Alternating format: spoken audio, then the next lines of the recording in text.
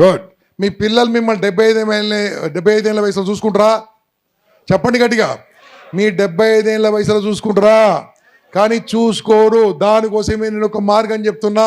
మీ కోడలి పిల్ల వచ్చి మామయ్య కాఫీ కావాలా, మామయ్య స్నానం చేయడానికి వెళ్తారా, మామయ్య ఫోన్ మాట్లాడుకుంటారా, మామయ్య టీవీ రిమోట్ తెచ్చివాలా అని మీ కోడలు మిమ్మల్ని అడగాలంటే ఓ పెద్ద జీవనోంగ పాలసీ తీసుకుంటే దాంతో ఆటోమేటిక్ అడుగుతూనే ఉంటారు. ఇంకా అవునా కాదా? ఎవ్రీ మంత్ వస్తుంటాయి.